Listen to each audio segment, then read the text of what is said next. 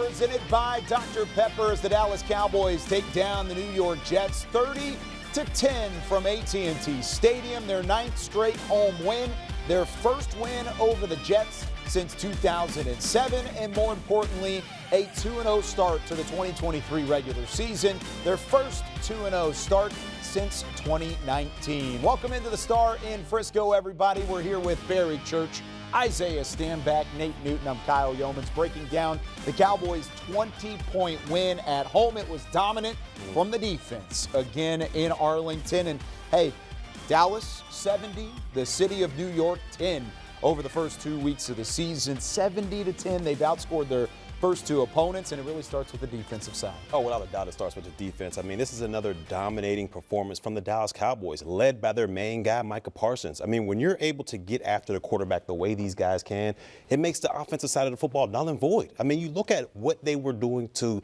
Zach Wilson out there, just harassing him. He had no time to throw the football. The only play they gave up on that over by Garrett Wilson, I mean, they still had guys right in front of him, right in his lap. So to me, the sky's the limit for this defense. They're dominating. You see the edge. You see the edge with Parsons. You see the edge with DeMarcus Lawrence out there, and they're stopping the run. That was the Achilles heel for the Dallas Cowboys last year. They came into this thing with two studs at the backfield, Cook and Hall.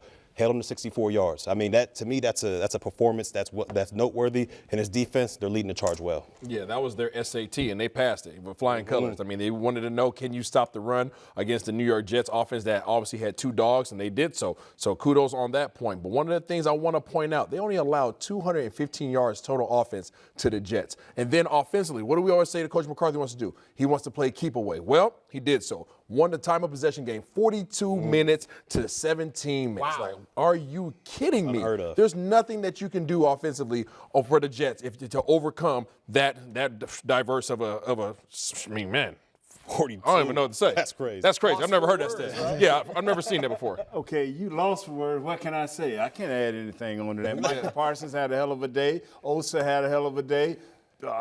Diggs turned out to have a hell of a day. I mean, the defense played dominant. They played in their lanes. They did what they needed to do. We talked about that crossover that Parsons has developed. I mean, he did Dwayne Brown, or left tackle in. He hit him with it 2 or 3 times. He hit the center with it twice. This guy made play after play after play, and the rest of the defense just followed him behind. Yeah, 4 takeaways for the Dallas defense. A lot of those coming in the back half of the game. I mean, the Kurtz interception, Hooker interception, Diggs interception, all coming in the second half. But they're on track for 60 takeaways this year. After 7 in the first 2.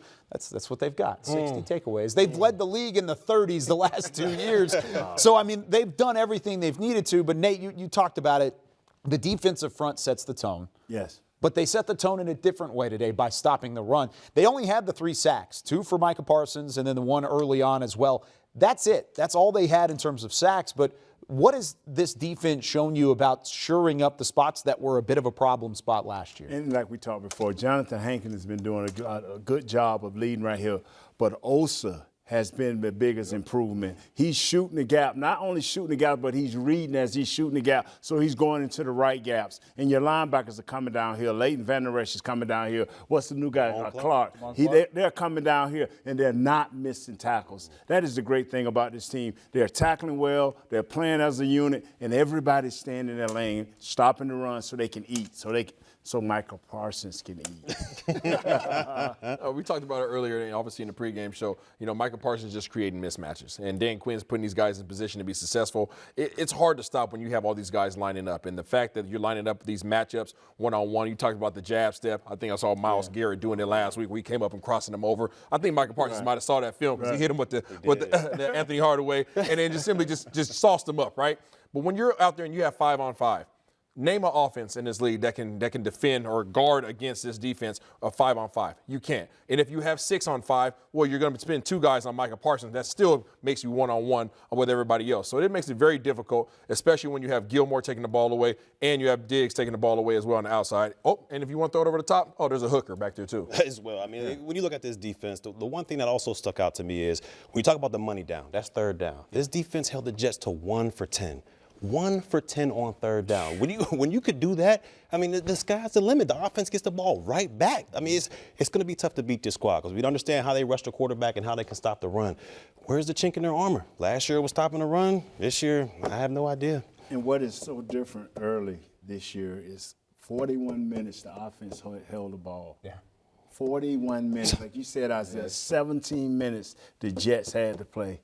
That means their defense was suffering. And we thought they had a great defense, but, you know, Coach McCarthy kept playing keep away, and that just falls right into the hands of Dan Quinn and his as a mad scientist. Yes. I feel like by the end of the year, Cowboys Nation is going to get tired of hearing about complimentary football. But that's what this West Coast offense, this Texas toast, whatever you want to call it, that's what this is predicated on. It's helping your defense. It's finding a way to keep them fresh as the game goes along. But on the offensive side, they did a good job of holding on to possession.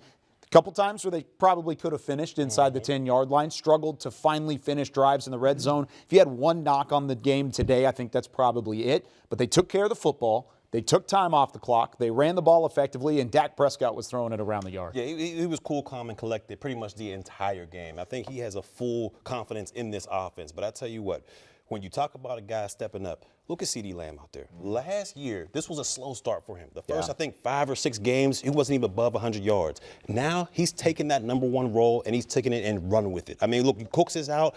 Gallup's not really back to himself yet. Just get the ball in CeeDee's hands, and all things are going to be good. And that's exactly what happened. And what you have to like is how Tolbert just stepped up early Yeah, in the he game did. just to get things warmed up, and then this guy took over, Isaiah. There's one thing that I liked, one thing I didn't like. Okay, one thing I did not like was how often Dak Prescott threw the ball. He threw the ball 38 times. In this West Coast offense, that's a lot of attempts. However, 81% completion. All right, so you talk 31 for 38. You know the other thing that I like?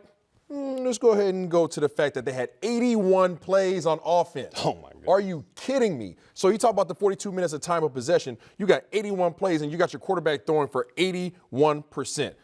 It's hard to beat. Yes, it is. 44 rush attempts.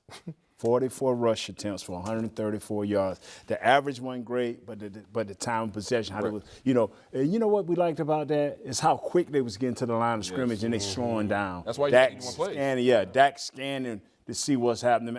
I like how they're doing this, and I like the personnel. You talked about that last week, how they had so much personnel, the different looks that they're going to get, the Turpins. And what's the young man? I don't want to call him a little fella. The young man.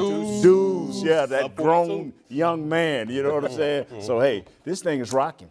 It really is. And the 38 pass attempts for Dak Prescott today, that's a different shade of 38 than what we saw with Kellen Moore in the past as the offensive coordinator. That's not the same 1-and-1 because you had 44 rush attempts. That's just holding on to the ball. Right. Your defense getting it back to you and then putting together drives like that. I think for the most part it was balanced. Like I said, wasn't perfect in the red zone, but outside of that, I think this offense has continued to show some improvement. We've talked offense. We've talked defense. We got to get out of here, but before we do, I've got to talk special teams. Brandon Aubrey, a 55-yard field goal, the 4th Dallas Cowboys rookie kicker to make at least 5 field goals in a game since Dan Bailey. He was the first one in 2011. Dan Bailey was the last one to do it in terms of 5 field goals for a rookie. Brandon Aubrey goes 5 for 5. Did what they needed to do on a couple of occasions, put it in between the uprights. We'll leave you with the shot outside of the Cowboys locker room. We're going to hear some Cowboys post-game reaction on Cowboys game night and Cowboys OT coming up